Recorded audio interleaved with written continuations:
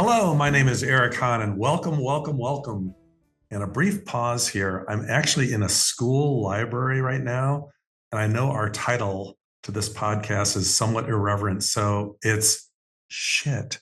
I have to teach in 20 minutes, a podcast for history teachers and anyone else who wants a quick dose of history, thanks to our many listeners who have been with us since our first episode. In each recording, my colleague Rob Good and I interview an historian about their scholarship, asking them to identify the most important concepts they think teachers should share with their students about the topic of the day.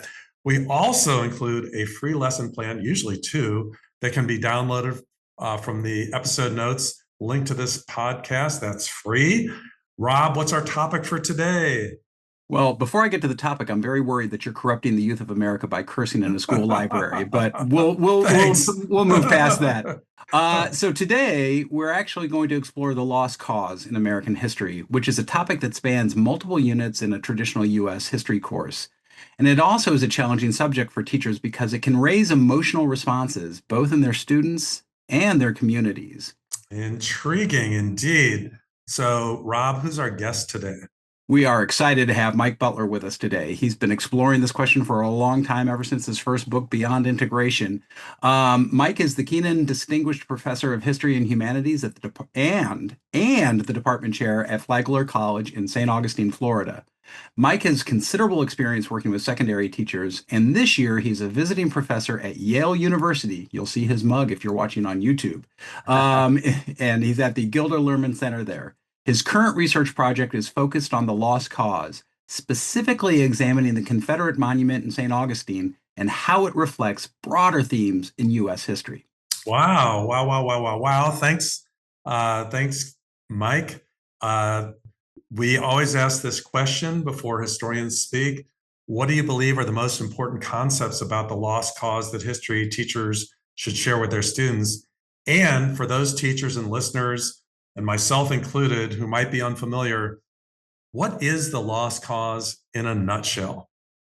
In a nutshell, that means the historian gets to talk for 45 minutes on the topic, right? No, I know that our listeners have to teach in 20 minutes, so I'm going to keep this truncated. Thank you both for having me. I'm excited about being here and sharing the passion that I have for the topics that I've been researching. I think that the lost cause, broadly speaking, is how the South transformed a military defeat into a cultural victory. Okay? So symbols, memory, monuments, all of this is an important validation and expression of lost cause ideals. But, that's the big picture, sort of in a nutshell. What is the lost cause? It's how the South turned a military defeat into a cultural victory. Now, the three concepts that I think are most important for secondary teachers is that, number one, the history of the lost cause demonstrates the difference between history and nostalgia. In the academy, we call that historical memory. But when it comes to teaching in the secondary schools, for me, it's easier to convey to students that nostalgia is what we want to think about the past versus history as it actually was. So the lost cause demonstrates the difference writ large between history and nostalgia. It reminds me, guys, of anytime someone says, "Oh, you're a history teacher." I love history too, right? And I have actually been asked lately, do you teach history the right way? Right? A lot of times that is a reflection on nostalgia. Do you teach history in a way that makes us feel good about ourselves in whatever capacity that might be? The lost cause is perfect because it illuminates the difference between historical fact, historical truth, and historical nostalgia. Second thing that I think is really important about the lost cause, the second concept, was culturally speaking, this is how the South minimized the impact of slavery upon secession. Right? So if we're talking about nostalgia and what we want to believe about the war, the lost cause literally rewrites the reason that the South seceded from the Union to begin with. If you read the primary sources, the secession ordinances, the Confederate constitutions, if you go to the primary sources, states are not shy about saying why it is they're leaving the Union. It's slavery, slavery, slavery. Everything comes back to that.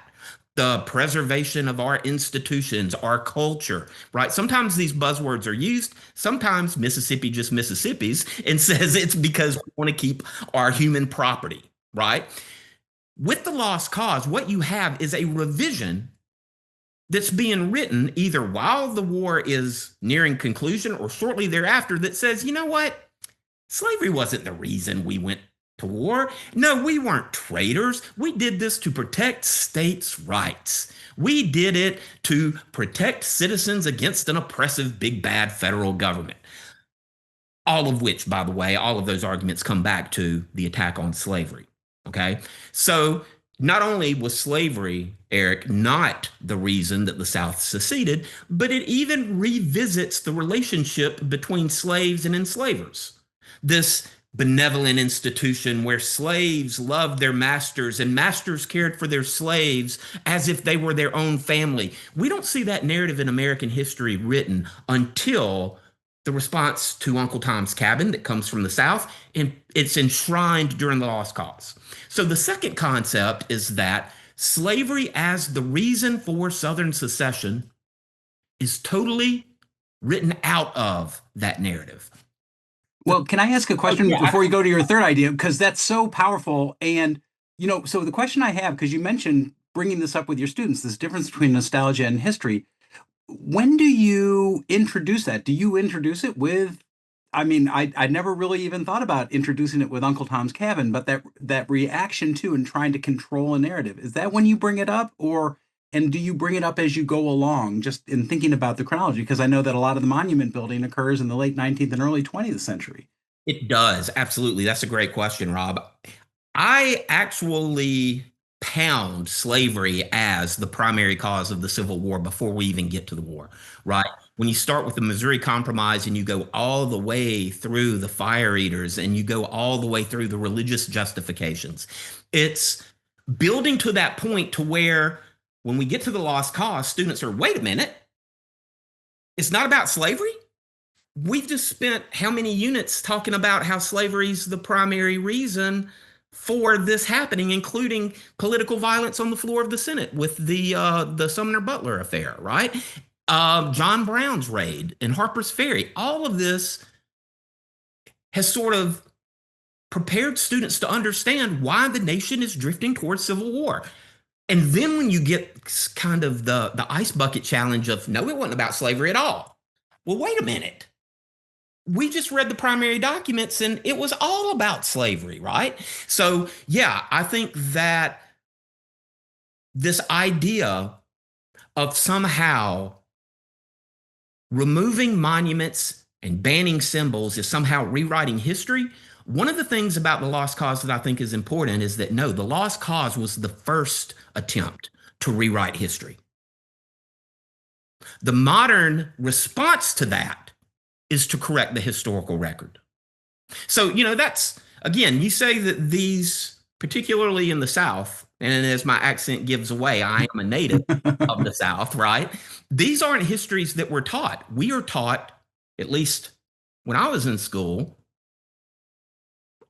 in Alabama, still in public schools, students are given Martin Luther King and Robert E. Lee Day off.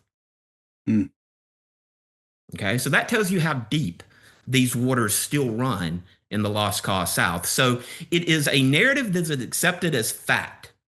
And the third element that I think is really important for secondary teachers to introduce their students to is the power of popular culture. A movie. Where does the nation, not just the South, because the South can spin a yarn, but the rest of the nation embraces it. When does the nation embrace the Lost Cause as the gospel truth about the Civil War? 1915, The Birth of a Nation. The Birth of a Nation was based on a series of books known as The Klansman, written by Thomas Dixon, who was a Confederate apologist who he embraced, he embodied, he wanted to popularize the Lost Cause as historical fact. And he does so in a series of books that are adopted by the Steven Spielberg, by the George Lucas of his time, D.W. Griffith. And D.W. Griffith in his attempt to make an American masterpiece in this new medium known as film, movies. He tells the story of the South and how it was victimized by the North after the Civil War. And there are several racist tropes about black carpet bag misrule. The Birth of a Nation, as the movie is renamed, by the way, the Birth of a Nation occurred when the Ku Klux Klan rescued the white South from incompetent black Republican rule. And because you can't separate spectacle from topic, Birth of a Nation was an overwhelming spectacle when it comes to filmmaking. It was the longest, it was the most expensive. It introduced concepts into film that we still use today, like the moving camera, right? Birth of a Nation overwhelmed people with its technical efficiency and just the spectacle of theater. It had its own score written for a live orchestra to play during the film showing, right? It had Woodrow Wilson and clips from his book validating that this is what Reconstruction was like in the South. Look at how it's victimizing the good, honest, well-meaning white people with incompetent Yankee carpetbag rule. There are, we talk about sensitive topics when it comes to teaching. There are allusions made to the black male lust for white Southern women, in which there is a scene in the movie where a white female throws herself off the cliff in lieu of being attacked by a black male Northern troop. So all of these ideas reinforce, and I think our students can grasp that, a movie can solidify when history becomes nostalgia. And it can have an impact. May I ask? Yes, absolutely. Yeah. Kind of a follow-up actually to what Rob asked earlier, but we're kind of bifurcating truth and nostalgia here. What is truth when it comes to, I know it's a bit philosophical, what is truth? Whose truth are we talking about? And then with nostalgia, whose nostalgia? The example of Uncle Tom's Cabin was interesting to me. You have this presentation of, it's kind of an historical fiction. It's historical now as literature, but what would you say for students and teachers? How do we determine truth? How do we determine nostalgia? What should we look for? Yeah, I think primary sources and intent of the people who lived during that time. In teaching history, context is king. All of the teachers listening to this understand that. Placing these events in proper historical context of the Reconstruction era, supported with primary sources about secession from the former Confederate states, is imperative. And that opens up the dialogue about whose version is being manipulated, what truth means to the people telling it, and why are they reshaping these narratives, right?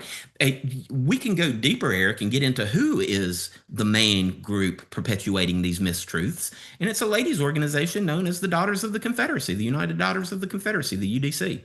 It's veterans groups from the South who feel like their side has been misrepresented, that we didn't own slaves, we didn't fight for slavery.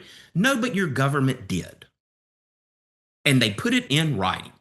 So the perspective from which this lost cause is told is through a prism of a South that is trying to rewrite a story so that they are defenders of liberty, not defenders of liberty in terms of owning human beings. Maybe that's such an important way of looking at it, and especially evidence and context. And perhaps we can end by talking a little bit about your current project, because many of our teachers teach in communities where there are monuments and there is a debate over Confederate monuments in their communities. And you're looking at the St. Augustine monument in the work that you're doing right now. When it comes to context and intent and evidence, where would you encourage local teachers to look with their students if they wanted to explore what was the intent, why this monument was created, and what documents support that? Yeah, that's a great question, Rob. In the project that I'm working on now, I am examining a local monument that tells a greater regional and even national story from before the Civil War even ends all the way through 2020 with the Black Lives Matter relocation of the Confederate monument in St. Augustine. And what I would encourage teachers to do, I am a believer in the Socratic method of teaching, right? I like asking questions and helping students develop their own answers and pointing them into the right directions. Anytime we look at a monument, and it can be a monument for any cause in any region of the country, right? Our nation is filled with historical markers and monuments, whether it's to events, whether it's to people, whether it's to groups, or whether it's to organizations. The question that I always ask is, when is this monument put up? Whose perspective does it represent? Whose story is not told by the monument? And perhaps most importantly, who funded it? Wow, those are 4 great questions. Right? I'm Eric. Dibs. I'm calling that for the lesson plan. You got it. That is such a great heuristic to use for any monument, and also as a way to look into this lost cause. Mike, we cannot thank you enough for joining us today, talking about this issue that brings up a lot of issues. I can only imagine how your students from Florida and from across the South respond when you are in Flagler College, and you just bring this to light for them. So thank you for sharing your wisdom with us today. Well, you're quite welcome. And it's that moment that validates why you go into the profession when you actually walk students to a monument and ask those questions and force them to deal with it as if a monument represents all historical truth. And that moment when they realize it doesn't is really when the learning process begins. So thank you for having me. Thank you. Thanks, Mike, so much. Really provocative. Remember, you can download your free lesson from the link provided in the episode notes. Be sure to stay tuned after this brief song to hear a description of those lessons. Oh no, the clock is ticking, 20 minutes, time is spinning, pulling facts from thin air, hope they think I came prepared. Well, I am glad I called dibs on the 4 questions that Mike shared, because they sort of inspired me to develop the lesson that I developed. Now, those 4 questions were: when was the statue created? Whose perspective does the statue represent? Whose perspective is not represented? And then who funded the statue? And so the lesson asks students to analyze the Jefferson Davis statue that was put in New Orleans in 1911, and to go through those questions, link to some documents, so that they can answer that, and at the end come to an analysis of what was the purpose for the creation of that monument. And the teacher can guide the students then to connect that to the lost cause myth that Mike talked about in the lesson. Also, the students can also consider, why are monuments removed? Because the Jefferson Davis statue was removed in 1911, and there's a link in the lesson to Mitch Landrieu's speech talking about why the city of New Orleans took down the statue in 2017. So if the teacher also wants to bring those questions to a study of monuments and statues in their own community, they can then use that as an optional extension activity. So that's kind of what I was thinking with this lesson. How about you, Eric? Yeah, it's a tremendous lesson. I would encourage teachers to take a look at Rob's lesson. I've read it a couple times, and it's really, really good. And if there's ever a question about how we even want to take a look at history and historical perspectives, this is just a good example to use. I also had many, many ideas based upon Mike's talk, but I settled on one based upon something that I used to do with Uncle Tom's Cabin, which I had to, but I read in high school in class, but I also used it in my classes because, if I had to do it, my students had to do it too. Anyway, Mike mentioned almost briefly, kind of in passing, the Southern response to Uncle Tom's Cabin. Never thought of that. I don't know why. I always used to use the literature as a standalone, but it resonated with me because I never had seen any literature on the Southern response to that novel. But there's a lot, and it's no small response. But for students, to make this more consumable, I chose one Southern response from the Charleston Daily Courier from 1852, and that was written some weeks, really a couple months after the publication of Uncle Tom's Cabin. It's interesting to note that in the North, there wasn't too much reference from the Republican Party about Uncle Tom's Cabin, because there was political rhetoric in the novel. It was considered radical because the fugitive slave law is dismissed. Slaves escaping, enslaved people escaping, not being addressed. And that's just, it was too much of a statement for that time. And anyway, my lesson compares a selection from Uncle Tom's Cabin, chapter 7, which is an enslaved woman named Eliza and her child escape from Kentucky across the Ohio River on these ice floes. It's a very kind of famous chapter. If you've read the novel, or if you want to read the novel, she crosses the Ohio River in what appears to be a stop on the Underground Railroad. And the Southern newspaper's reaction to that includes the word evil, Anyway, Mike really got me to think about extending my previous lesson of Uncle Tom's Cabin reading in this sort of provocative way. So thanks again, Mike. Yeah, I love that. And I remember you teaching it when we taught together. But this really raises that question about how the South is trying to shape the narrative of the lost cause even before the Civil War. What a great lesson. Well, thank you all for listening. And please remember, you can download both of these lessons from the link provided in the episode notes. Also, please be sure to follow us wherever you get your podcasts and Instagram. And we're also on Instagram and YouTube. And please feel free to share lessons with us. And Eric will tell you how. You can reach us for any feedback, questions, or suggestions you might have about the conversations or lessons at historyin20@gmail.com. Historyin20 is all one word spelled out. We'd love to hear from you. Thanks for joining us today.